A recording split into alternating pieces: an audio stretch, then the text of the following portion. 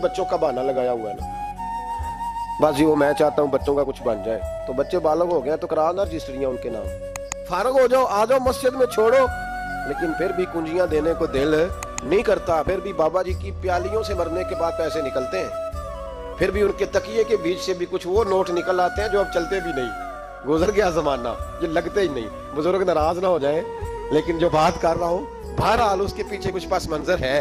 ये भी बहाना है। बैंक बैलेंस अपने नाम, जमीन जायदाद सारी अपने नाम, और कमाई किसके लिए कर रहा है? बच्चों के लिए। नाम किसका ले रहा है? बच्चों का। ये किस तरह का बच्चों? बहाना ना लगाओ, साफ कहो कि अपने लिए कमा रहा हूं। साफ कहो, क्यों बच्चों का नाम लेते हो जब हर चीज की कुंजी तो रखी हुई है बांध के अपने। हजरत उमर बिन अब्दुल अजीज बादशाह थे, आवाज दी, घर में बैठे, बेटी पानी का प्याला तो लाओ। बेटी खामोश हो गई। साथ वाला कमरा बेटी का। फिर आवाज दी, बेटे सुन रही हो? काबा जी सुन रही हूं, पानी का प्याला देना। बेटी खामोश हो गई। तीसरी आवाज दी तो जौजा पानी लेके आ गई। देखो हुजूर पानी। हजरत उमर बिन अब्दुल अजीज को गुस्सा आया, कहने लगे बच्चे किस लिए हैं? वो खुद क्यों नहीं आई?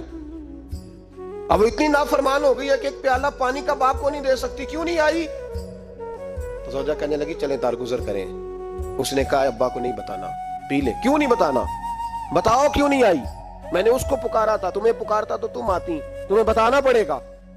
जब बात जरा आगे बढ़ी तो माँ थी ना, बात बेटी की थी, तो अम्मा रो पड़ी, आंखों में आंसू आए। कहा क्यों रोई हो? कहने लगी बेटी का पजामा फट गया, दूसरा है नहीं, और आप लेके भी नहीं देते। कमरे में बैठ के तो पजामा सी रही है, तो कह रही थी अब्बा को बताना ना, उन्हें तकलीफ होगी।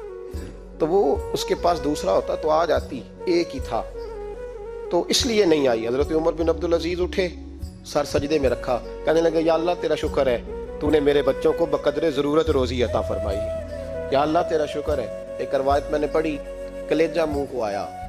मुस्तफ़ा करीम बैठे थे तो सैयदा आयशा सिद्दीक़ा रदी अल्लाह ताला ने अर्ज की, या रसूल अल्लाह सल्लल्लाहु अलैहि वसल्लम वो देखें सैयदा फातिमा आ गई है, वो देखें बीबी साहिबा बगैर बताए आ गई। हजरत फातिमा तज़हरा आई, हुजूर ने फरमाया फातिमा बगैर इत्तला के। हुजूर छोटा सा काम था, कैसे आई हो? तो बीबी साहिबा ने ना, औरतों का पल्लू होता है ना चादर का, तो पल्लू खोला तो एक रोटी बंधी हुई थी, एक रोटी चादर में। यहाँ लोग जेवर बांधते हैं, दौलत बांधते हैं, एक रोटी हजरत फातिमा ने पल्लू में बांधी, खोल के पेश की। बेटे ये क्या है?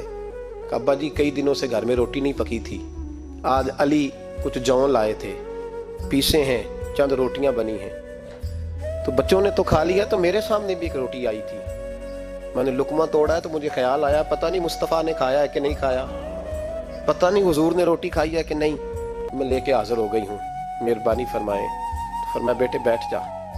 हजरत फातिमा भी बैठ गई। सैयदा आयशा कहती हुजूर भी बैठ गए। फरमाया फातिमा कितने दिनों से नहीं खाया? अर्ज की हुजूर 3 दिन से। फरमाया बेटे मैंने 5 दिन से नहीं खाया, आ जा। दोनों बाप बेटी मिल के खाते हैं। रोटी 2 हिस्सों में हुजूर ने बांटी। फरमाया चला आदि तू खा, आदि मैं खाता हूँ।